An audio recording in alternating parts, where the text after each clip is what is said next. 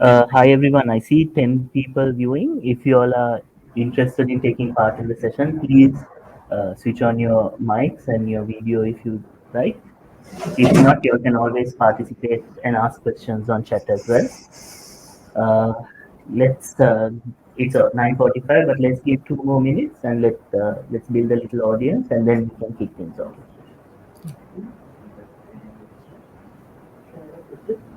okay. Meanwhile, I would like to do while getting everyone coming in. Maybe I will share my screen just to get a do check in. Just give me a moment. Sure.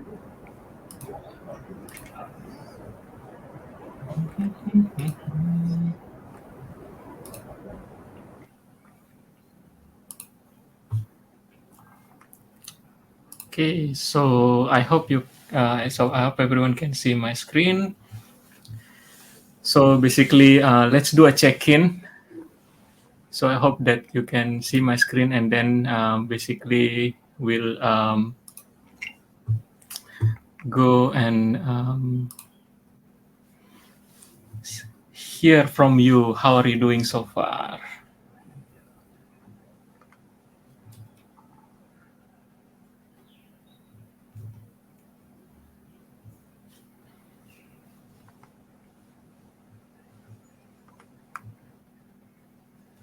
All right, it's great.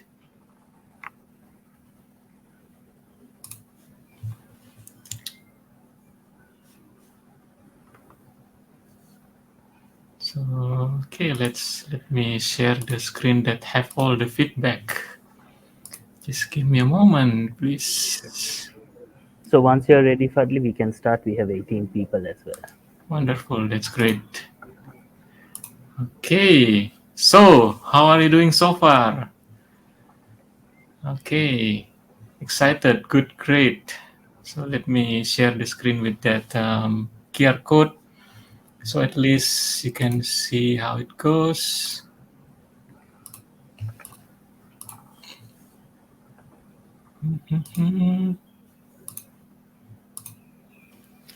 Okay, so for those of you, thank you for joining us today. Feel free Okay. to scan the QR code. So we have 20. Fadli, shall I kick things off? Yes, yes. So, hi everyone. Good morning, good evening, and good afternoon to everyone around the world. This is a very exciting session by Fadli. So, we are going through agile leadership today with Dr. Madhu discussing the C suite and how they can apply agility to their organization. And Fadli will be continuing this in the topic. We're talking about integral leadership and agile transformations. So just a quick background on Fadli with his many qualifications. Fadli is a professional agile coach and agile trainer based in Singapore. He has trained thousands of people since 2016, and he is experienced in conducting gamification and engage facilitation as a liberating structure. He's coached many organizations towards agility since 2009, led agile transformations in large organizations like Singapore Post and Bank of Singapore. He possesses both enterprise agility and technical agility mastery, one of the personal agility global ambassadors, and first in South Asia. Experienced it both agile back in 2021 and started off with extreme programming. So, Fadli, I'll hand over the workshop to you. We have 26 people. So, I would highly recommend you all participate in this workshop. So, please switch on, if you could, switch on your voice and your camera, but even your voice would be helpful. If you all are not in a position to, please join put your thoughts and questions in the chat as well. Fadli will be monitoring it regularly. Over to you, Fadli. All right. Thank you so much. Thank you so much, Joel. Really appreciate for the introduction. It's really great. So, okay, everyone, how are you doing? So let's see. We have everyone here. So let's see. Let me share how's everyone feeling. Okay, so I'm going to share the screen that shows how's everyone feeling too so far. All right, great. Okay, awesome. Good, super, doing good, wonderful. Let's move on to the next slide. So I would like to understand the people, I mean, everyone here, right? So what do you do? So can you share a bit about yourself? Can share about a bit yourself. What do you do so I can tailor my conversations, our workshop towards my audience, right? So feel free, please, to let us know what do you do. Okay. So I'm going to copy the link and then I'm going to, for those of you who doesn't have that link to Menti, I'm putting it in the chat. Okay, putting it in the chat so you can click on the link and let us know what do you do so I can tailor my content of conversations towards my audience, towards you. Okay, great. So 11 responses. Keep it coming, everyone. So we have 34 people in the room. So please keep it coming so at least I know the composition of my audience. Okay, great. Please keep it coming. So you can click on the menti.com. I've shared the link just now. Menti.com. And then you can type 47458316 or you can click in the chat. Click on the chat. How to participate in this short profiling. Okay. Wonderful. Great. So we have 34 people. So let's give a bit of more time. Okay. Okay, I'm going to put the timer now. Okay, great. So we have 25. Wonderful. So let's move on to the next slide. So what is the most important attribute of a leader? What do you think? Type. What do you think? So if you are a lead, if you have someone as a leader, right? So what could that be, right? What is the attribute you think is the most important attribute as a leader? Okay, so let me. Okay, so I'm showing the details: influence, empathy, listen, and coach. Okay, leadership. Okay, what else? Keep it coming, everyone. Keep it coming. Okay, empower the team, adaptability. Okay, that's great. Empathy. So quite a number of empathy here. Okay, that's great. That's great. Okay, that's great. Okay, keep it coming, everyone. Okay, so we have 37 people. So for those of you who just joined us, I'm going to share you the link again one more time. I'm putting it in the chat. Please feel free to join us in this interactive Menti. Okay, so key in that, click on that link, and then you can participate. Okay, so we have 20 responses. Wonderful. Empower, drive. Wow, that's nice. Facilitate, coaching, caring, right? People management. Okay, this is great. At least I don't see a command and control here.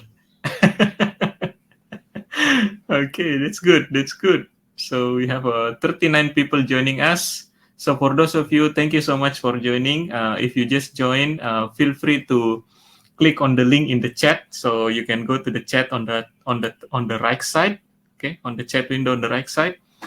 Click on that, and then you will see the chat, and you will be able to join us by clicking on the link there. Okay, wonderful. So let me move on to the next slide. So that's basically the last question.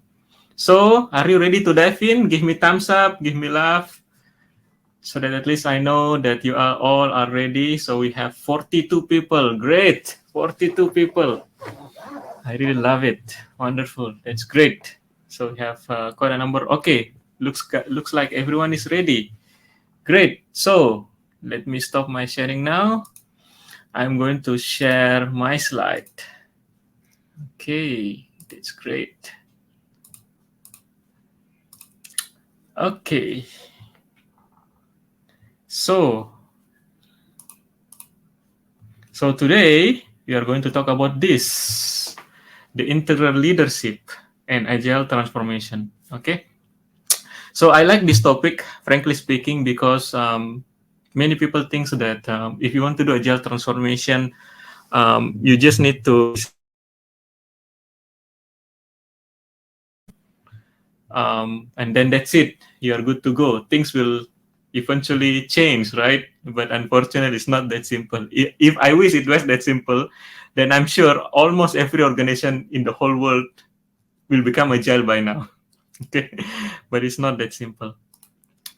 Okay, so a bit of myself. So if you want to connect with me, you can scan the QR code on top. There are QR code on top of on near my name. So if you want to connect with me in LinkedIn, you can scan the QR code. I have a Twitter and also Telegram.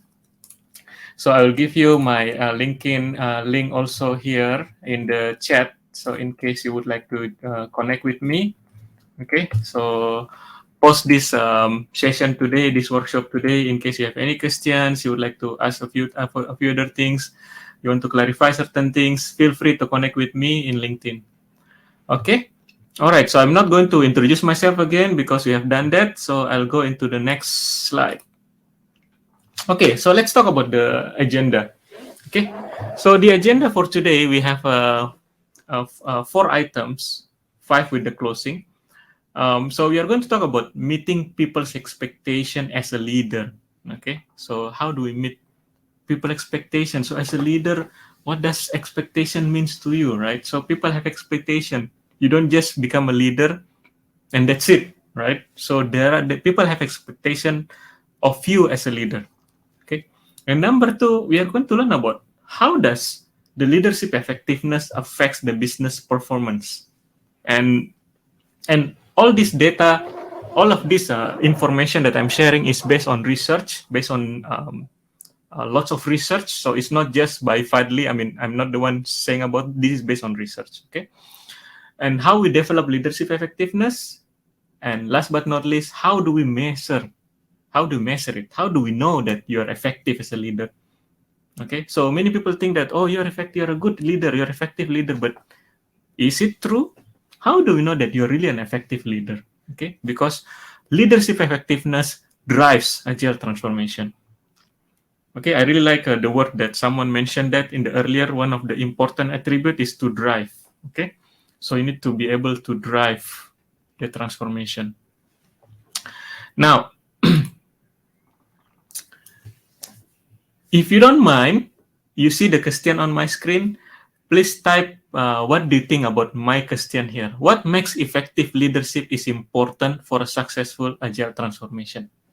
Okay, so feel free to let's keep this workshop to be as interactive as possible.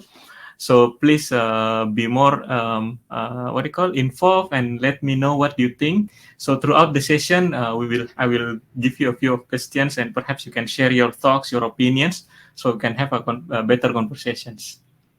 Okay, so value based. Thank you, Farooq. What else? Anyone else would like to add? What makes effective leadership important for agile transformation? Okay, anyone else? Thank you so much, Farooq. Yes, Chandana, mindset. Okay, what else?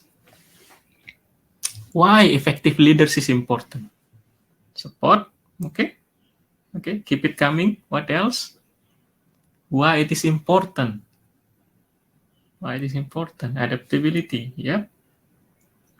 Okay. Okay.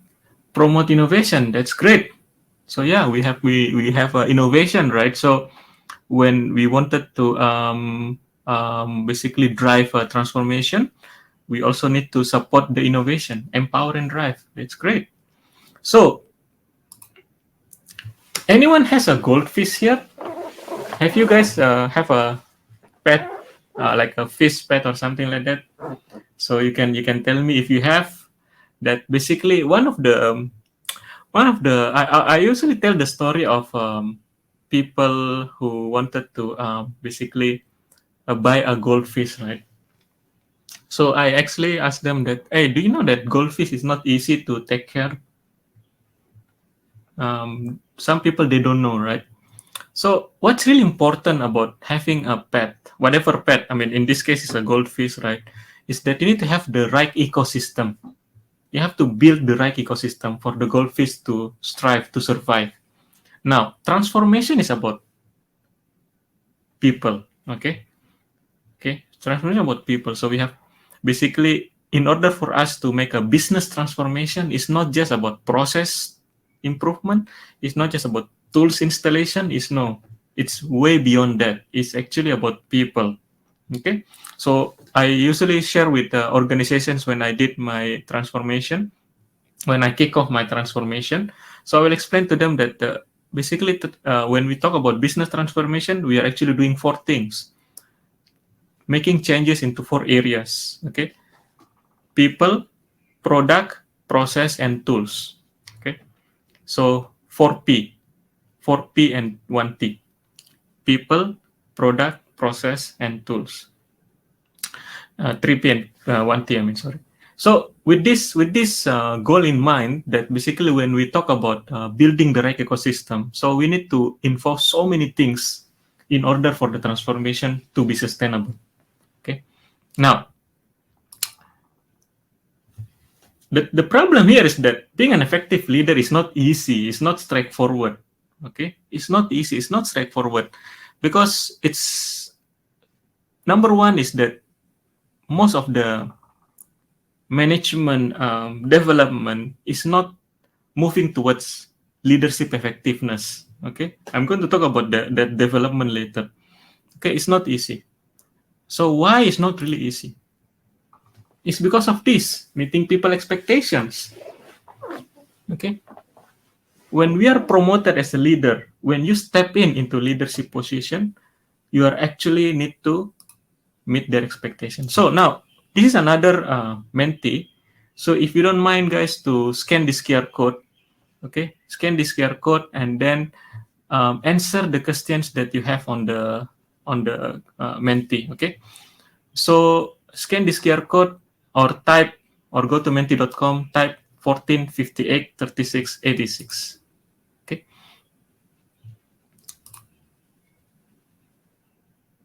Okay, so please go inside and then I'm going to share you the link also. I'll put it in the chat so you can click on this link in case you wanted to use the link directly. So you can click on the link and give us your feedback. What you think when you step into leadership position, what really happens actually? When you are a leader, what could be expected by people from you as their leader? Okay, what could be expected from people from people? Okay, okay. So we have got a number of feedback here. Okay, wonderful. So for those of you who haven't participated in this Menti, please feel free to go to the menti.com by clicking the link in the chat. I put the link in the chat, and then you also can go to by scanning the QR code. You can use your phone, scan the QR code, and then you can answer all a few questions inside. Okay, that's great.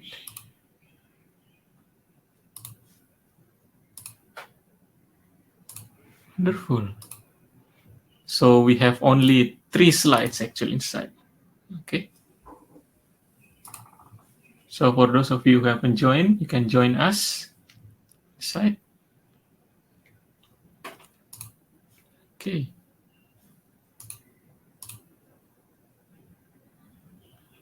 Okay, so let me share my screen. How are we? How's everyone doing so far? Let me just check the results from Menti. Okay. Great. So we have quite a number of feedback here. What could be expected by people from you as their leader? Yes, that's great. So guidance, transparency, direction. Wow, this is important. Direction. That's nice. We are going to talk about direction later. How would you know people expectation? Yeah, by feedback, support, having clear communication. That's great. That's great. That's great. By having feedback. Yep, that's great. Okay, so for those of you who have given feedback, you can move on to the next slide also and think of how would you judge the effectiveness of your leader, right? Outcome, that's nice. It's nice. It's nice. How would you judge the effectiveness of your leader? Growth. Wonderful. It's growth. Performance. Okay, that's great. Keep it coming, everyone. Okay, keep it coming. How would you judge the effectiveness of your leaders? So how do you know? How do you know that your leaders are effective? How do you know that your leaders are effective? Okay. So outcome is one of the way of measuring your the effectiveness of leader. So it's a lagging indicator normally. Okay, outcome is a lagging indicator. All right, that's great. Okay, wonderful. So thank you so much for all your feedback. Thank you so much. Now I'm going to switch my sharing and basically go back to my slide. Okay. All right. Now, so let's talk about the promise of leadership. Okay. So when we step into a leadership position, what happens is that it's not just our designation change, right? Not just our title is changing. Oh, now you're vice president. Now you become senior vice president. Okay, senior vice president, SVP, or you become managing director, for example, right? So it's not just the title they change, actually. One thing that every leader needs to be aware of, right? We as leaders needs to be aware of is that the moment we step into leadership position, we are actually making promises. Okay, we are actually making promises. Now, the problem here is that there are two types of promises that we are actually making. Okay, or we call them as leadership expectation. There are two types. There are two types of expectation. The first type is explicit. Okay, so explicit means something visible. Let's say you're a leader as a government officer, right? So before you elected as a government officer, you usually make promises in your slogan, in your banners, whatever it is. Those are visible. During your argument, your debate, right? You actually mention, this is my program for the next 100 days. This will be my program, okay? So you make them visible. During your argument, during your presentation to the public, you make them visible. Now, if you go to the private sectors, for example, in the corporate sectors, it will be in the job description. It will be available in your job description, right? So like financial responsibility, what are the strategies that you need to come up with, planning, etc., etc. So these are visible. These are easy. These are easy stuff. Why? Because it's visible. You are making a contract between yourself and your audience. You're making a contract between yourself and your followers. Okay? There's a contract here because it is visible. So the agreement is there. Now, the problem here is the second part, the unspoken ones. Now, this is where leaderships are very challenging because people have expectation of you as leaders, but unfortunately, they didn't speak it out. They didn't voice it out. Okay, they just thought that you're supposed to do this because you're a leader. You're supposed to have that in your characters. You're supposed to have that in your capabilities, your competencies. They never told you about that. It's called implicit. That's the problem. Like fair treatment, listening, commitment, engagement, direction. Some of them may know, some of them may not be aware of that, right? Okay. Now, so I want to introduce you this model called the Universal Promise of Leadership model. Okay. So the idea here is that the moment you step into a leadership position, you're going to be bound into this promise, this universal promise. Okay. Okay. So there are 4 areas, 1, 2, 3, 4. Okay. And let's go through them one by one. So don't worry, I'll go through them one by one soon. So the promise one is about setting the right direction for meaningful work. Okay, so it's meaningful. So it needs to be a meaningful work. This is important, meaningful. Not just any work, not just any work, but something meaningful. Engage all stakeholders and hold them accountable. Okay, so you engage all your stakeholders and hold them accountable. Now, this is not easy because maybe you don't engage all your stakeholders. Maybe some of the stakeholders, you don't engage them. You don't include them. They don't have a seat on the table. We call it inclusiveness is not there. They're not being included. They don't have a seat on the table. They don't have a say, right? So you need to engage everyone, okay, and make them accountable. Promise number 3, ensure that processes and system facilitate focus. Now, this is the problem here that I normally see is that focus and execution, they normally don't go hand in hand. People only focus on execution, but they left the focus. So do everything. Okay, so let's say sometimes we as a leader, we inform people that I want you to do A, B, C, D, E. Do everything. Execute. Just do it. But we don't enable them to focus. Because of this, processes and systems, we are creating too many processes. We are creating too many bureaucracies. So they cannot focus on the actual execution. Okay. And last but not least, you need to lead effectively. So when we say lead effectively, we need to maintain relationship of trust. So maintain trust. Okay. Trust is really, really important. We need to maintain trust. Now let's go one by one, okay? But before that, according to the research by Anderson and Adams, they discovered that only 5 to 10% of leaders meeting the above 4 promises. Can you imagine that? Only 5 to 10% of the leadership population in the whole world are meeting this expectation. It's tough. It's tough. Okay, so if you want to know whether your leaders are effective, meet all of these expectations first. Now, let's go one by one, okay? So, the first question I want to ask you, is doing meaningful work important to you? Please type it on the chat. Is it important to you, doing a meaningful work? Please type it in the chat. Yes, no, disagree, agree. What do you think? Is it important to you?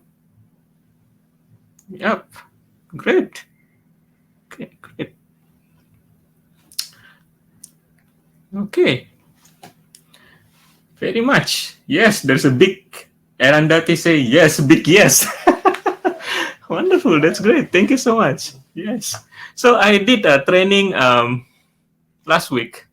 I conducted training last week, and then we talk about this context of quiet quitting. Anyone heard about that? Quiet quitting. Anyone heard about this? Quiet quitting. Anyone knows about this?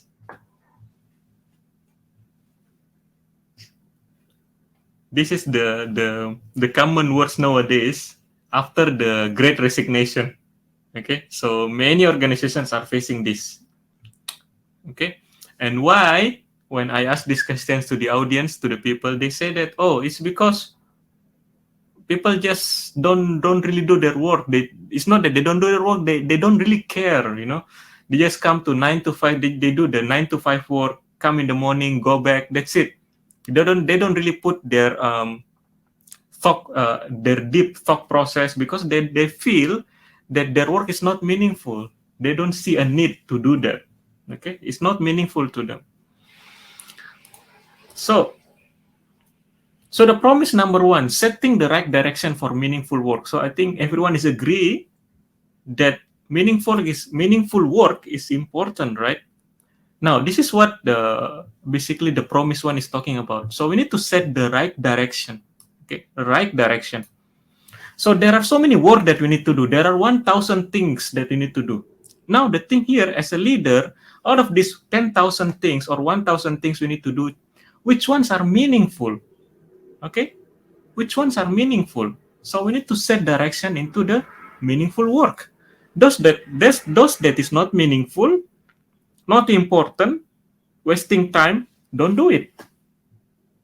Now this is a challenge, because not because as a leader, sometimes we think that everything is important, but we need to see from all of these strategies, all of these targets you want to achieve, which one are really meaningful work. Okay, so what is it that we as an organization can contribute to the world? Okay, so this is actually one of the can contribute to the world. So this is what is meaningful, basically. What is it? What is our why? Why? Okay, what is our why? Now, you see this, if you don't mind to see this part, right? So it's crucial for retention, if you notice this, right? A clear purpose statement. So one way to do this as a leader is that try to co-create, okay? Try to co-create a purpose statement. Something that speaks more than profits. It's not about profits, okay? It's about the purpose. Because when you have this clearly communicated, clearly crafted, okay, and then communicated in the organization, it will be very crucial for retention. Very, very, very crucial. You're going to save lots of costs in terms of or reducing the employee turnovers. Okay, have a purpose statement in the organization. For example, based on this research, okay, by US Chamber, is that more than 70% of millennials, which is the age of 22 to 38, expect employees to focus on mission-driven problems, okay, based on research from Deloitte, right? And purpose-driven companies retain employees 40% better and 30% higher levels of innovation, okay? During our conversations earlier, we discussed that 30% higher level of innovation, okay, which is important to drive the transformation, right? So if you want to drive a transformation, start with this. Don't just ask people to do the work. Okay, you do this, you do this, you do that. No, we focus on what is meaningful. Okay, as an organization, what do we exist? I'm pretty sure every business leaders, every business owners, when they set up a business, although revenue is important, but I'm sure deep down their heart they have a purpose. I'm very sure. Okay, I'm very sure we have a purpose. Sometimes because we are so busy with our day-to-day work, we forgot about the purpose. But let's do a reflection and really discover what is the purpose, why we are setting up a company in the first place, right? And then communicate this to our staff. Set the right direction for meaningful work, your purpose. Now, the next question I would like to ask you, what makes you motivated to do your work? Okay, so feel free to put that in the chat. So what makes you wake up in the morning? What makes you wake up in the morning and do your work? What is your primary motivation? Can you please share? Put in the chat. Appreciation, that's nice. Thank you so much, Chatura. What else? What makes you motivated to do your work? Challenge, nice. Passion, that's good. What else? Keep it coming, everyone. What makes you motivated to do your work?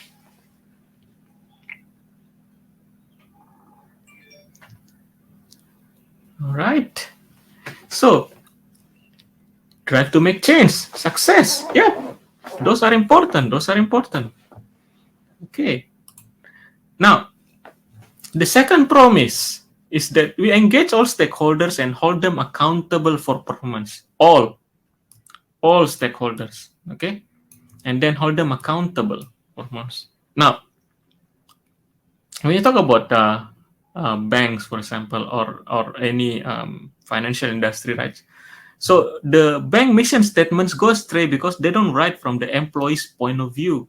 Okay, so the mission statement just become cold on the wall because it's not really coming from the perspective of the employee.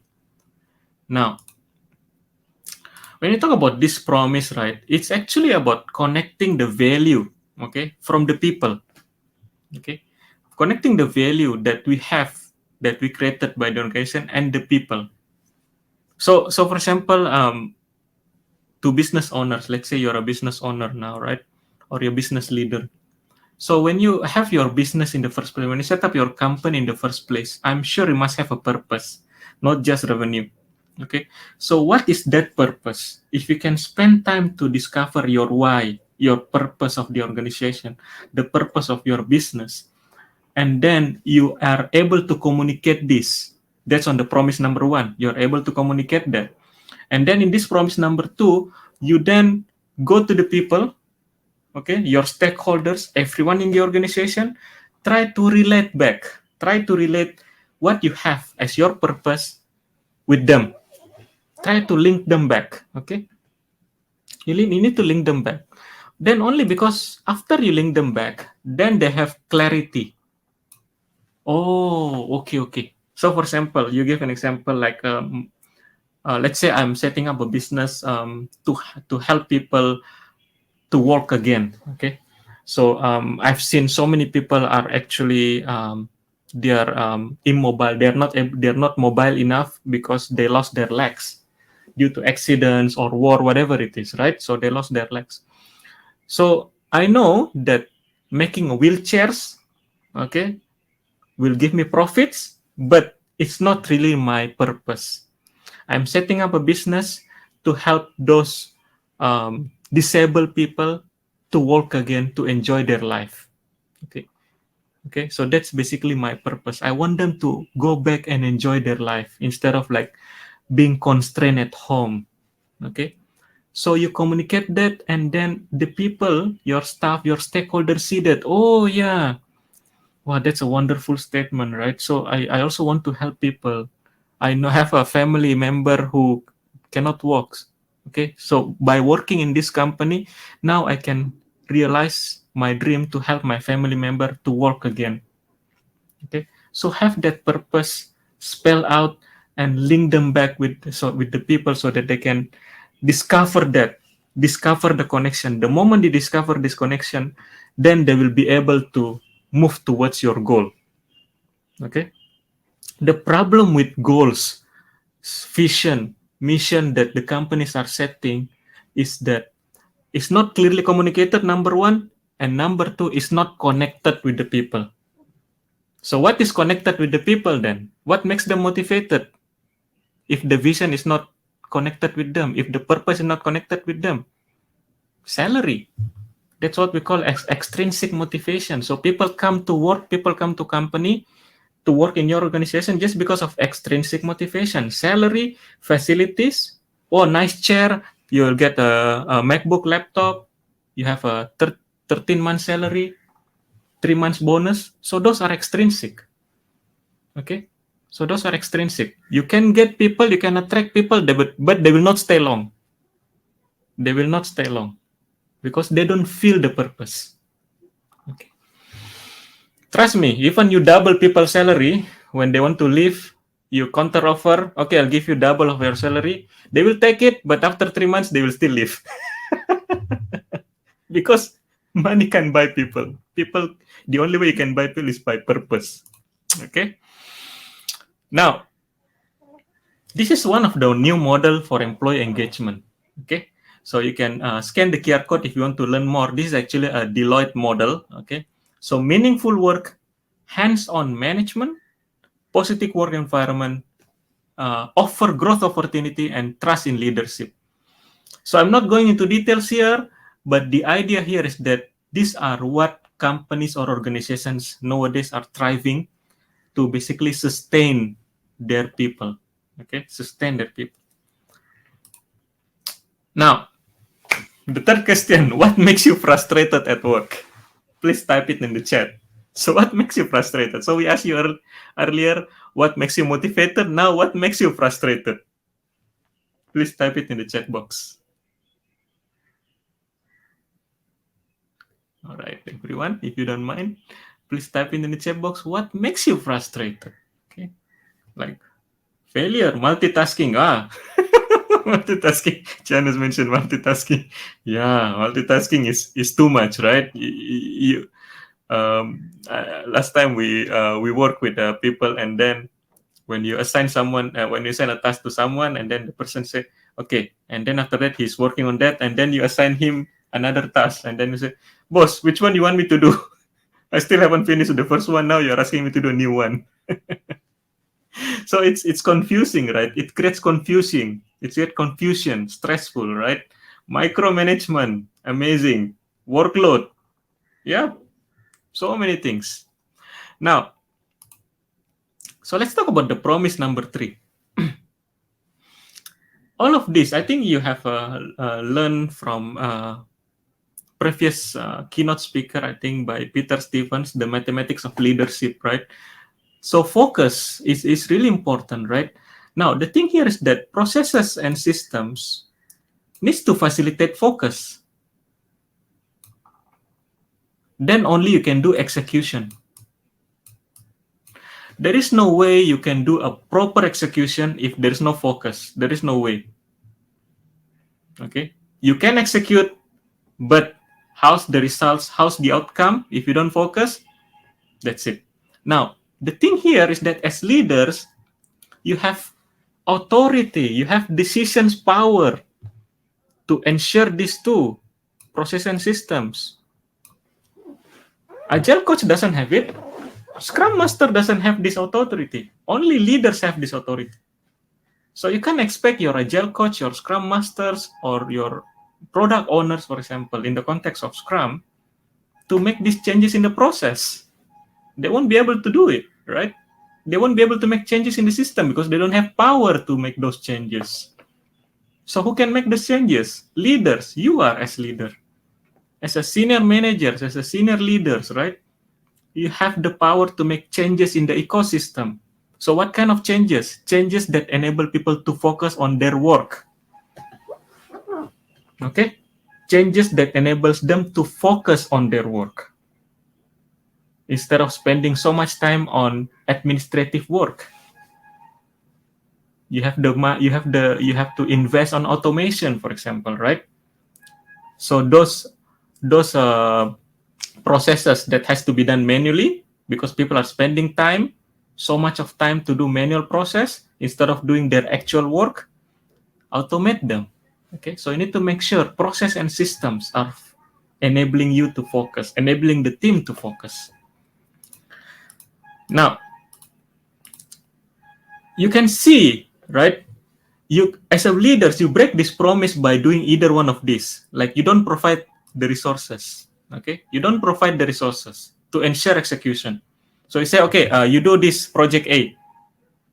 I appointed you as a project manager. You do this project A, and then the project manager comes back to you. Okay, boss. Thank you for the appointment as a project manager for this project. But can you tell me who are the people who is going to work on this project? Oh, you find you find yourself. How's that possible? You don't even provide resources for people to do execution, right? So you break the promise already as leaders.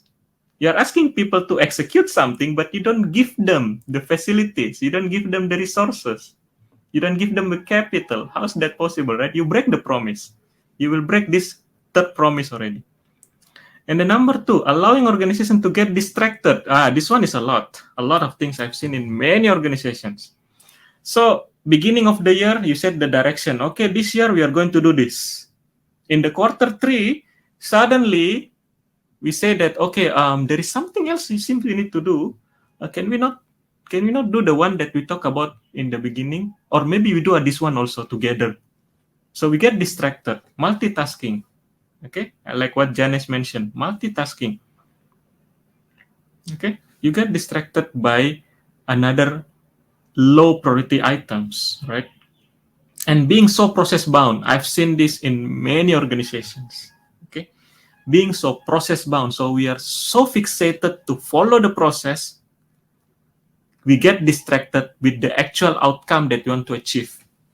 Being so process bound. So, what is the symptoms if your leaders having this broken promise? The organization operates beyond its capacity. Operates beyond. Okay, so its capacity is like you're actually on a ship. The ship is only have maximum capacity of 100 people, but you operate by adding more passengers. Instead of 100, you make it double, 200, because you want to drive more revenues. So what's going to happen to the ship? The ship is going to sink. The company is going to go bankrupt. Maybe not immediately, but in the long run. Okay? You operate beyond the capacity. That's one of the symptoms. The second symptom, the activity takes precedence over the results.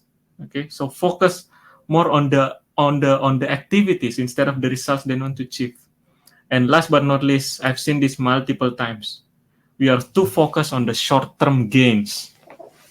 When we talk about agility, right?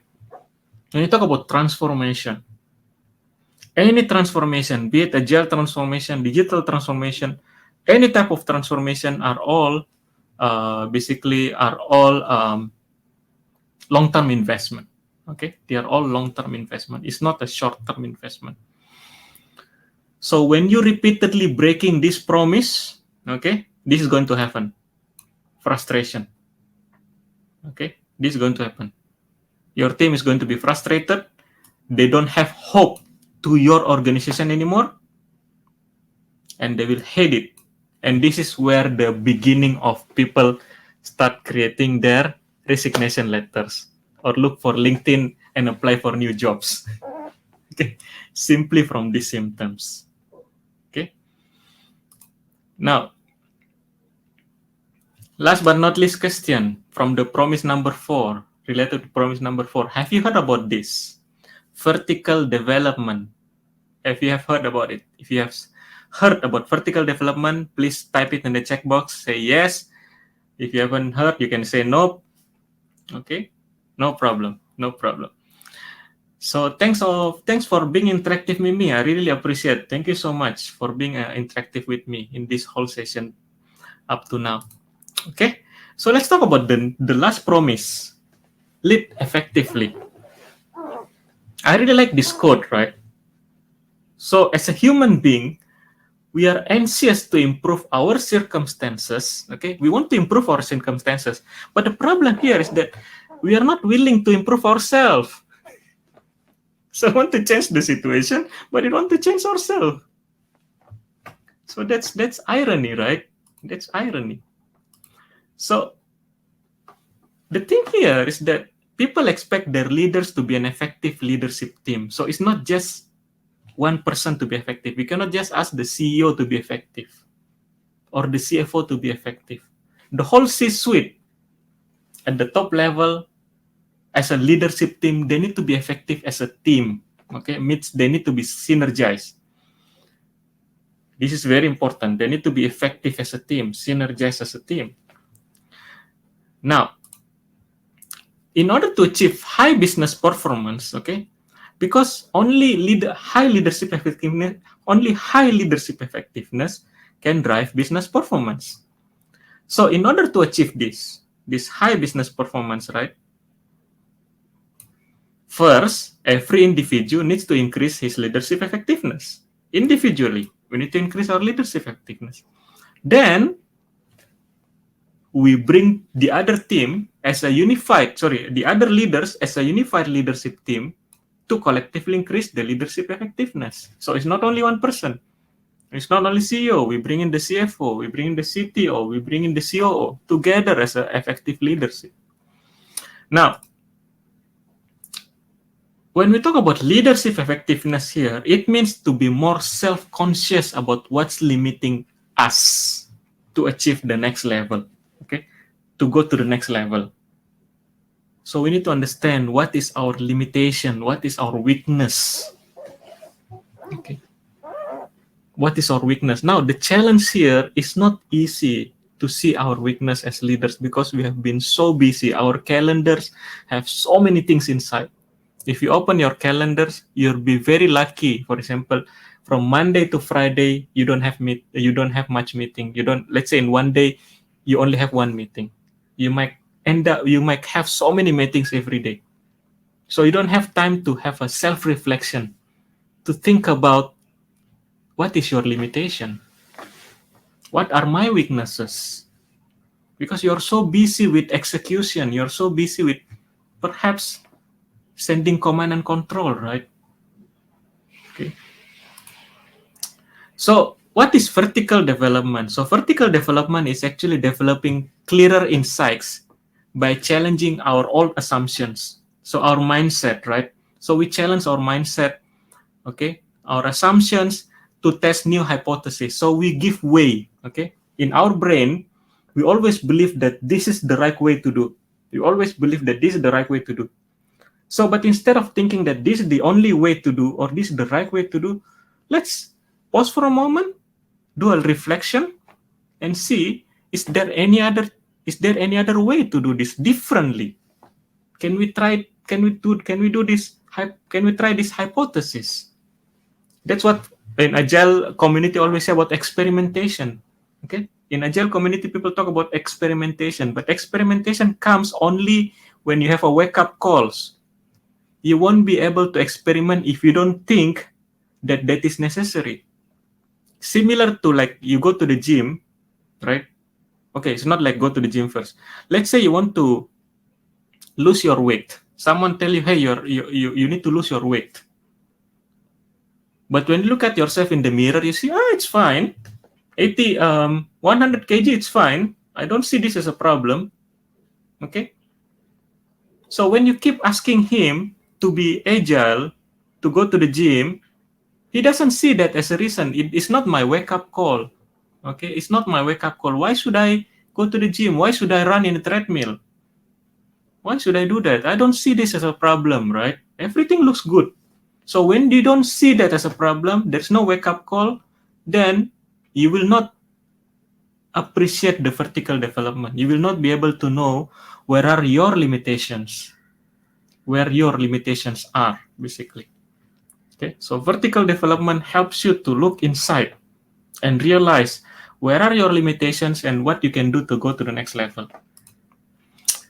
Okay, so that's a very good question from Janice. So thank you so much, Janice, for asking this question. So if anytime you have any questions, please put it in the chat box, then I will answer it on the spot. So what's the difference between growth mindset and vertical development? That's a very good point. So basically, growth mindset and vertical development is actually similar, but growth mindset is more towards on the mindset, right? Which is actually the way we think. But vertical development comes after we have the growth mindset. So that's the next thing. So vertical development is the action after you have the growth mindset. So you need to have the growth mindset first, then only you can do vertical development. If you don't have the growth mindset, vertical development will not happen. Okay. So Janice, is that answering your question? Wonderful. Great. So feel free to ask me any questions. Stop me if you have any question. You can just put it in the chat box, or you can unmute yourself. Okay. I'm trying to make this as lively as possible. Okay. All right. So up to this point, any questions from anyone? Any other questions from anyone on the promise of leadership? If you don't have any questions, you can type nope. If you have any questions, you can type yes, I have a question. Okay, so I'll pause here for a moment. Do you have any questions?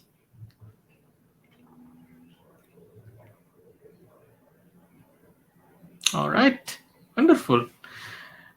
Move on. So let's talk about leadership effectiveness and business performance. Okay, now, so earlier we talked about the promise of leadership. So those promises are really important to make as one attribute of having effective leaders as a leader, right? Now, how does this effective leaders actually helps with business performance? So there is this model that we call as a 6 systems of organizational effectiveness. So as an organization, there are 6 aspects, okay, that we need to have to be an effective organization. Number 1 here is accountability, okay? So we need to have accountability. The idea of Agile is to expect everyone to be accountable on their work, okay? And it is not the boss that will tell you what to do. The boss will only tell you the direction. The leader will only tell you the direction. You decide what you want to do to reach that destination, to reach that direction. Because you are making decision on how you are going to reach that direction, you are accountable for it. Okay? Similar to how we set the performance appraisal. So when you do the performance appraisal, instead of you tell your staff, okay, you need to do this, you need to do this, you need to do this, you need to achieve this, you need to achieve that, you need to achieve this, you change that. Okay, when I did my performance appraisal with my staff, I changed that. I told them, you already know what is our business direction. Okay, so how would you, as a part of the organization, as a contributor to this organization, to achieve the objective, what could you do? Okay, then he came up with the list of performance measurement that he wants to achieve. So I'm going to do this, I'm going to do that, I'm going to do this. Okay, since you are the one setting up those objectives, you are going to be the one accountable for it during at the year-end appraisal later. Okay, so accountability is very, very important. This is what Agile and Scrum is emphasizing a lot, accountability. The next one, communication. Yeah, this is very important. Okay, so as I mentioned in the promise number 1, you have your dream, you have your purpose, but then you don't communicate it out, then it's become useless. If you just communicate it out by having it as a poster in the wall, and people just pass by without understanding what are these posters meaning, then that's also useless. Right? That's also useless. So communication needs to be very effective. Delivery systems. We need to have a delivery systems in order to deliver and enable people to focus with the execution. We need to have a very good delivery systems, right? Human performance. Human, not resources. Okay, I keep mentioning this multiple times to people. Please stop calling your team members as resources. They are not resources. They are people. They are human beings. Resources you can replace anytime. You buy a handphone, that's a resources. The handphone breaks, you can change. Human is not. Okay, when someone left the company, it's not as easy getting another replacement within a day. Okay, there are lots of aspects that you need to consider because the culture of that person may be different with the company culture that you are intended to build. So it's not that simple. It's not resources. Human. They have feelings. They have emotions. They have needs. They have purpose. If their purpose to come to the office, to come to the company, to come to your organization is different with the purpose you are trying to achieve, then he or she might not be the right fit for your organization. So human performance, very important. And last but not least, the second last but not least is actually metrics. Okay, metrics. Metrics is important. Must be outcome-based metrics. Outcome, not output. We don't talk about timesheet. We don't talk about velocity, story points. Okay, when we set the context of Scrum, for example, people always use, let's use a story points to measure our team performance. No. Outcome. What is the impact of this team to the organization? What is the impact of this team to their customers? Those are the typical metrics we need to have. And of course, the last but not least is leadership. How effective you are as a leader. How effective the organization leadership team. Okay, these are the primary driver. So these are the 3 questions that we need to address as leaders, right? Vision and value. Why are we doing what we are doing? Why? We need to ask this question, why? Okay. We need to ask question why. And strategy. What strategy supports our vision? The why. Okay. So the thing here is that when we have a vision or value, it's about why. Now, when you talk about strategy, what do we do in order to achieve this? To achieve the why? What do we do to achieve the why? And then alignment. How do we all align? All align. Not only one person, not only C-level, everyone in the organization needs to align to achieve the vision.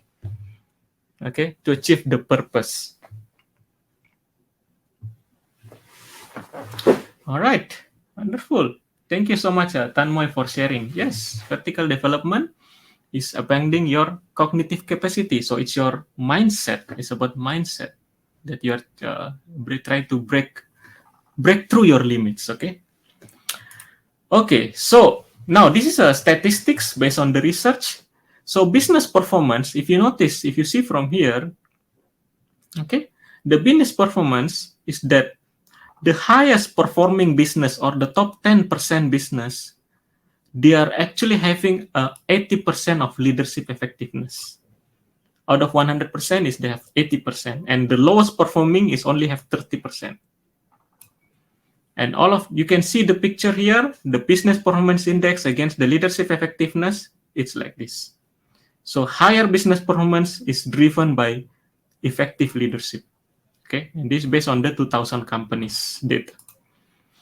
Now, the next part we are going to talk about developing leadership effectiveness.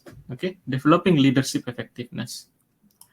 So let's hear from you again. How would you increase your effectiveness as leaders? Please type it in the chat box. How would you increase your effectiveness as leaders? Let's say you're in leadership position now. How would you increase your effectiveness? What do you think? There's no right and wrong. Please just type it. You will know. You will basically be able to share. Just type what do you think. Self motivation.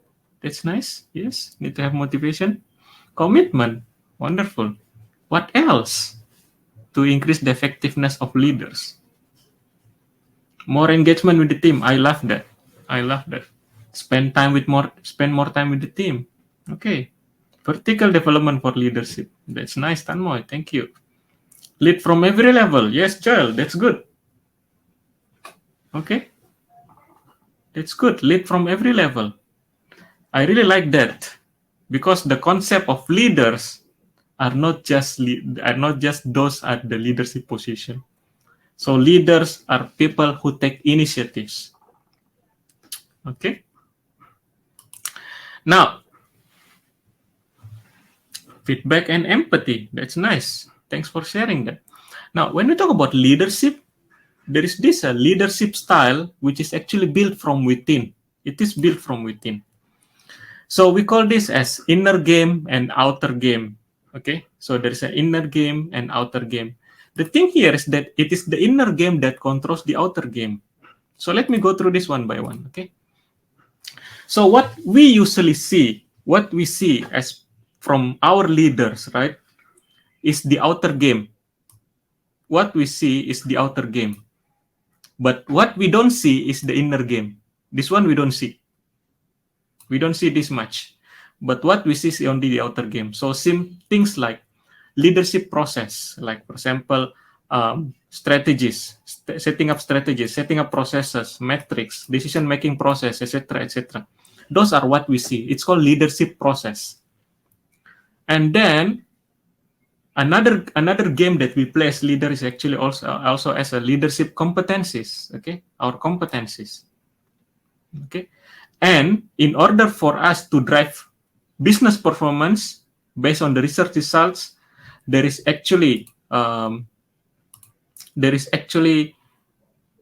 competencies that describes highly effective leaders based on these results, based on this research. Okay, so caring, Mentoring, selfless, composure, integrity, so on, systems thinker, etc., etc. There are 18 competencies. So these are the outer game, what we see. But how we actually have these competencies, how we actually set the decision-making process, the metrics that we came up with, right? Okay? The metrics that we came up with, the process that we set, everything is all because of this. We call it LOS, Leadership Operating System. Okay? Leadership Operating System. It's like a computer. We have an operating system. Every human being has an operating system. It's our leadership consciousness. Okay? It's our leadership consciousness. What drives you? How you define yourself? What are important to you and what you believe? What is your belief system? All of this, right? You cannot just change by installing a framework like Scrum or Safe, whatever framework. You can't change this by having a framework. Okay? This requires lots of conversations, lots of self-reflection, lots of thought-provoking, difficult conversations with leaders.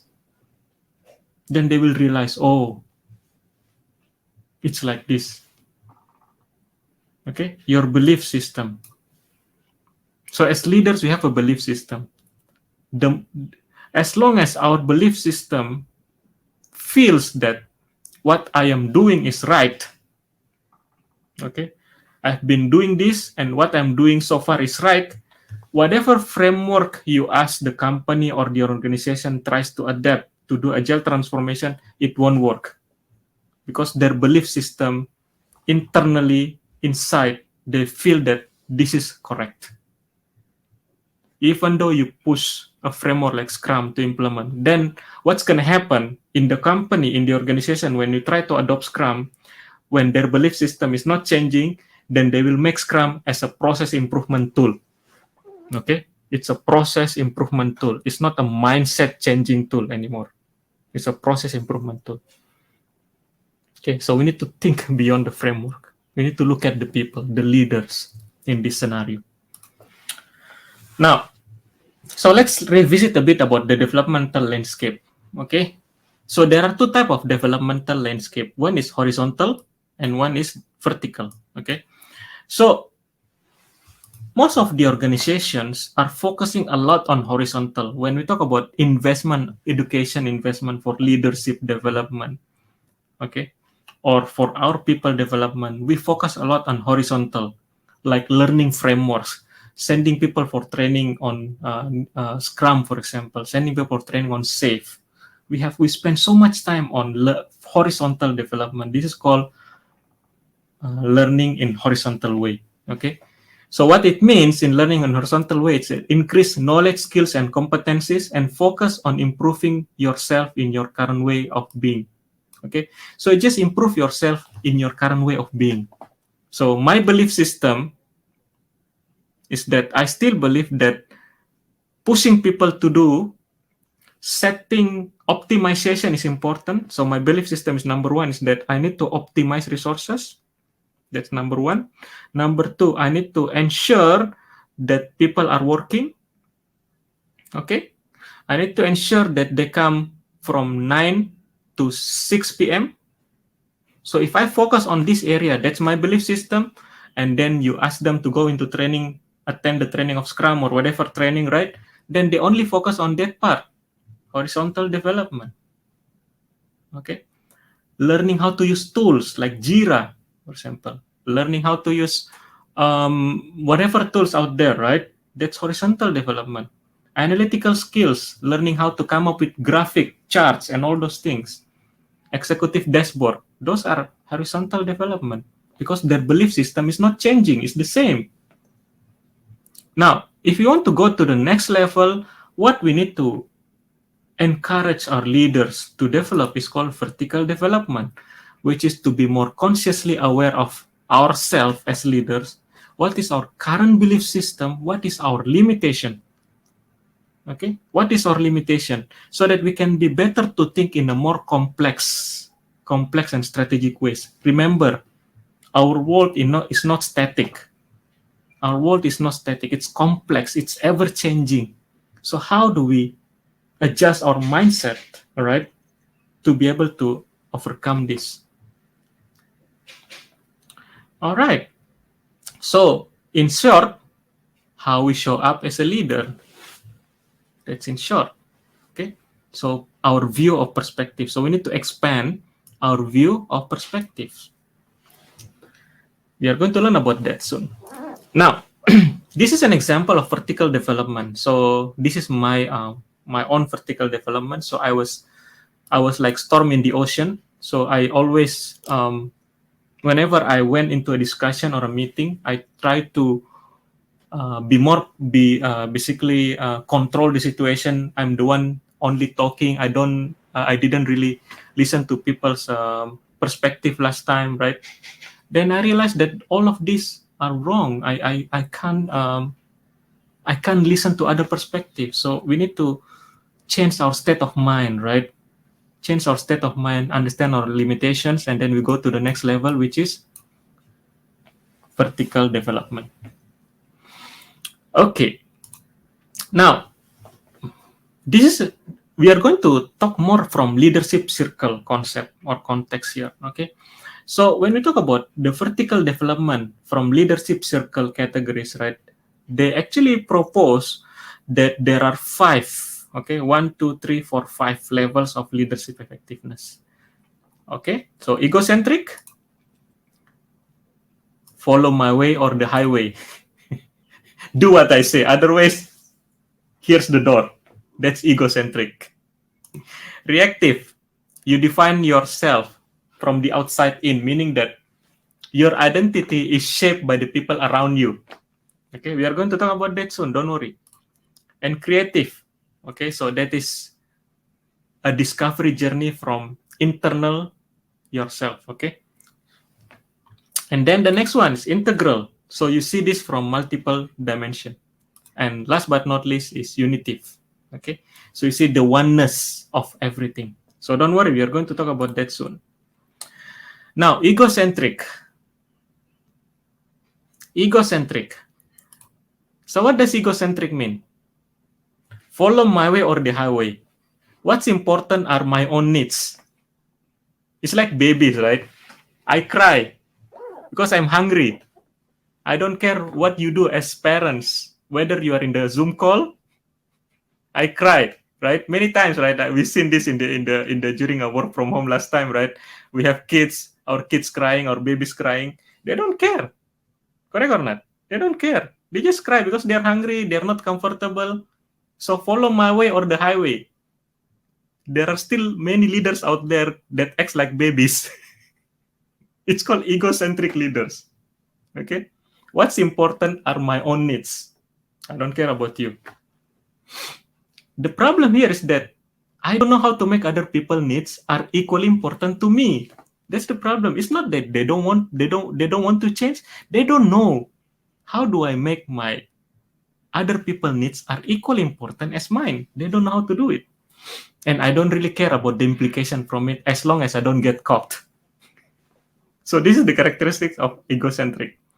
Now, in order for us to go to the next ladder of vertical development, at the very least, is we go to the reactive stage. So I'm externally defined by the society around me. So this is actually happening when you are in the normal human life cycle. Is that when you are actually move into teenager. So when you become a teenager, you try to be accepted by your circles by trying to adapt with them. So for example, oh, I don't really like to be doing this, but because that's the only way for me to be accepted in this so-called club, in this so-called community, so I have to be like them also. So my identity is shaped by the people of outside of me, the people around me. Okay, so the people around me define who I am. So this is reactive. Now, if you go to the next stage, you start asking yourself, what really matters? What really matters to you? What really matters to your team? What really matters to your organization? So this is the creative level. Okay, people at the creative level will design the organization structures and culture that facilitates high business performance because they focus what really matters.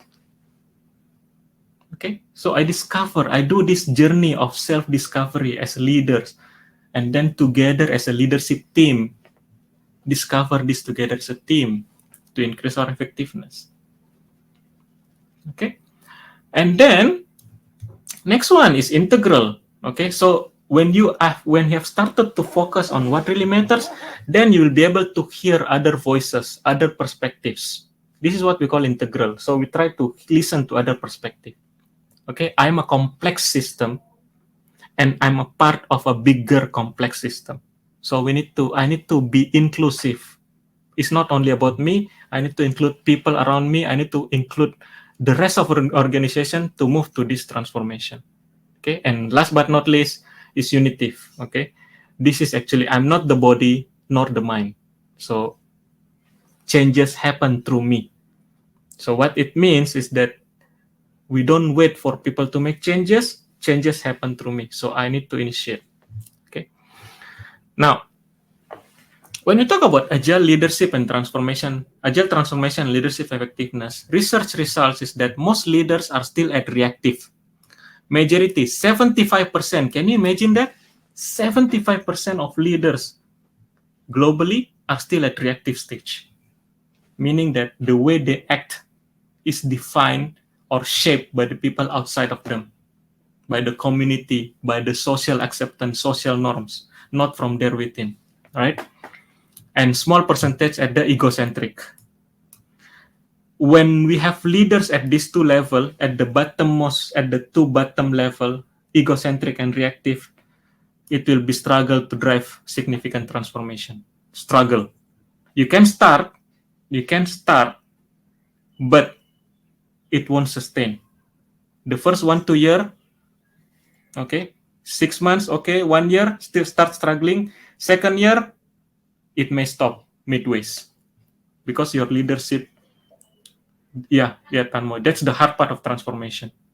Okay, that's the hard part of transformation because the moment you start, but then you don't keep evolving the leadership effectiveness, then it won't continue because the problem with transformation at the beginning, it is problems at the team level. Team can fix it, but as time goes by, the challenges is at the ecosystem now.